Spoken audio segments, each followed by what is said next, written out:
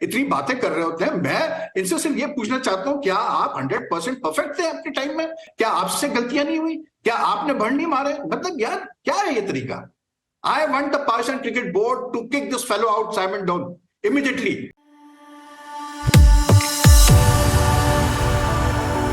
जय हिंद दोस्तों, मोदी देश में आपका स्वागत है।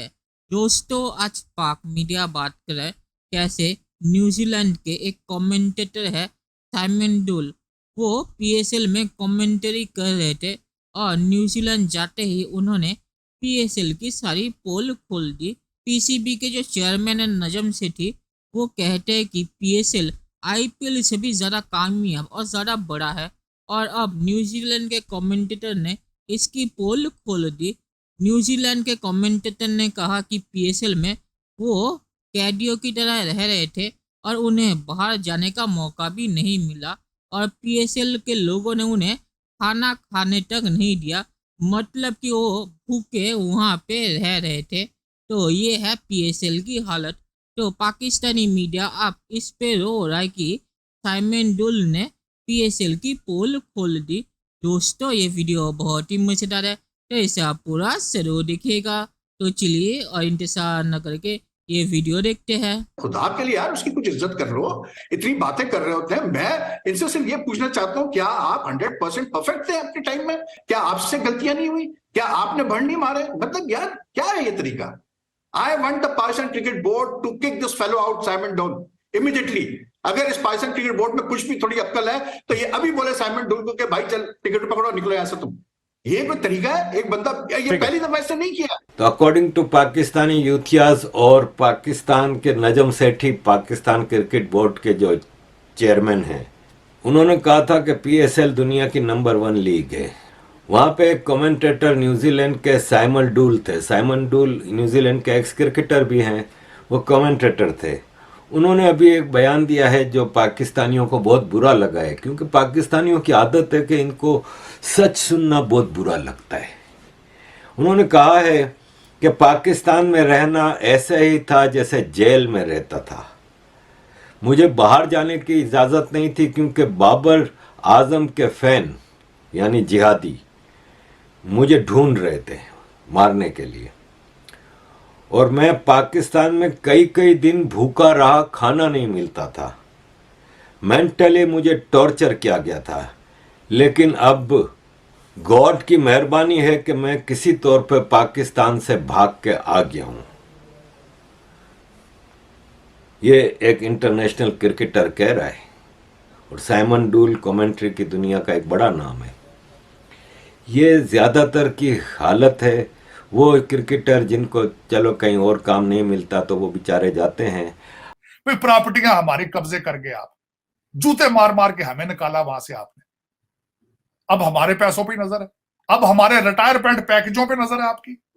अब हमने जो सारी जिंदगी मजदूरियां कर करके कमाया, आपका दिल है वो भी खा के तो आप अटकार मार जाए। आप बड़े जालिम लोग हो यार।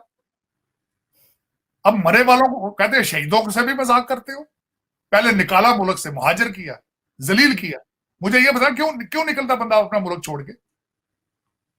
देखे ना, पहले तो आपने हमें दिखाया कि आए पाकिस्तान का मतलब क्या, आए जी इस्लाम दे आपको, फिर जूते मारे ऊपर से हमें भारत से बुला के इकट्ठा करके कहे जी आए पाक इस्लाम दे आपको, 2 नेशन थ्योरी दी।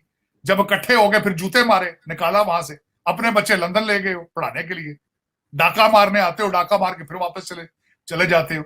अब यहाँ पे सुकून से आगे बैठे हैं, अब फिर भी तुम्हें ये पसंद नहीं है, अब फिर हमारा गिरेबान फाड़ना चाहते हो। वाह भाई वाह, बड़े बड़े बहुत स्मार्ट हो भाई। अब जैसे इस साल 2 टूर्नामेंट हैं। एक वर्ल्ड कप है जो इंडिया में हो रहा है, 50 ओवर्स वर्ल्ड कप, और एक एशिया कप है जो पाकिस्तान में हो रहा है। अब श्रीलंका और भारत ने पाकिस्तान जाने से मना कर दिया है कि वहाँ की सिक्योरिटी सिचुएशन अच्छी नहीं है। अब ये साइमन डूल के बयान के बाद और अभी मामला आएंगे, अभी और लोगों के भी बयान आएंगे, तो पाकिस्तान ऑलरेडी मुश्किल का शिकार है। दूसरी तरफ पाकिस्तान ने जवाब में ये कहा कि हम भारत नहीं जाएंगे। तो ना जाओ भाई, दुनिया का हर क्रिकेटर अपने लिए एक ऑनर की बात समझता है भारत में खेलना। तो बाकी पूरी दुनिया जाएगी। तुम्हारे ना जाने से कोई फ़र्क नहीं पड़ेगा। ना तुम किसी को खिलाते हो, तुम खुद दूसरों के मोहताज हो। जनरल इकोनॉमी को हट के क्रिकेट में भी तुम लोग भारत के मोहताज हो। ये रमीज राजा जब चीफ था तो उसने बता दिया था। और पाकिस्तान के लोगों को पाकिस्तान से कोई खास दिलचस्पी नहीं है। आप अगर किसी से भी मिलें, जैसे आप अमेरिका में अगर आप किसी से मुलाकात हो अगर किसी दूसरी कंट्री में और पूछे किसी हिंदुस्तानी से कि आप कहाँ से हैं, तो सबसे पहले इंडिया बताते हैं, उसके बाद वो अपने किसी सिटी का स्टेट का नाम बताते हैं। हमारे पाकिस्तानी कहीं भी मिले, चाहे इंग्लैंड में हो या दुबई में, कहीं आप उनसे मुलाकात करें और पूछें जी आप कहाँ से हैं, तो वो पहली बात कहेंगे जी लाहौर, कराची या पेशावर, कोई भी सिटी का नाम बताएंगे, प्रोविंस का नाम बताएंगे। ये चीज की हमारे यहाँ बहुत कमी है। चलिए दोस्तों, इस वीडियो पे बात करते हैं। तो साइमन डुल ने जो भी कुछ कहा है, पीसीबी ने उसे मना नहीं किया। और साइमन डुल की पीएसएल में प्रॉब्लम वहाँ से शुरू हुई जब उन्होंने बाबर आजम के क्रिकेट के ऊपर कुछ सवाल उठाए। और आपको पता है कि पाकिस्तान में बाबर आजम के ऊपर अगर आप कुछ बोले तो पाकिस्तानी पागल हो जाते हैं। तो उसके बाद बाबर आजम के फैंस साइमन डुल को ढूंढ रहे थे उसकी पिटाई करने के लिए। तो मैं ये समझ सकता हूँ कि पीएसएल ने उसे बाहर जाने क्यों नहीं दिया और उसे कमरे में बंद करके क्यों रखा, क्योंकि बाबर आजम के फैंस साइमन डुल को छोड़ते नहीं। और उसके बाद पाकिस्तान की इंटरनेशनल बेइज्जती होती तो साइमन डुल को उन्होंने बाहर क्यों नहीं जाने दिया, ये मैं समझ सकता हूँ। पर साइमन डुल को उन्होंने खाना क्यों नहीं दिया? पीएसएल क्या इतना भिखारी है कि उसके पास साइमन डुल को खिलाने के लिए भी पैसे नहीं है? और ये नजम सेठी तो कहता है कि पीएसएल आईपीएल से भी बड़ा है और पीएसएल की वजह से पीसीबी बहुत ही ज़्यादा अमीर हो गया है। तो इतना अमीर अगर पीएसएल है तो साइमन डुल को भूखा क्यों रखा? तो साइमन डुल ने पीएसएल की पोल खोल दी और इसीलिए फॉरेन प्लेयर्स पीएसएल में खेलने नहीं जाते और वही जाते हैं जिनके पास और कोई मौका नहीं होता। और पाक मीडिया को इस पे रोना नहीं चाहिए। अगर साइमन डुल ने कुछ झूठ बोला है तो पाक मीडिया को वो बोलना चाहिए, ना कि साइमन डुल को गालियाँ निकालनी चाहिए सच्चाई बोलने के लिए।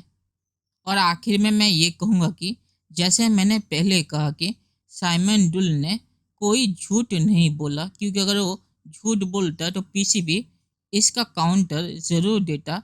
तो इससे ज़्यादा मुझे और कुछ बोलने की ज़रूरत नहीं है। साइमन डुल ने पीएसएल की पोल खोल दी। दोस्तों ये वीडियो बहुत ही मज़ेदार है, तो इसे आप पूरा ज़रूर देखिएगा। तो चलिए और इंतज़ार ना करके वीडियो देखते हैं।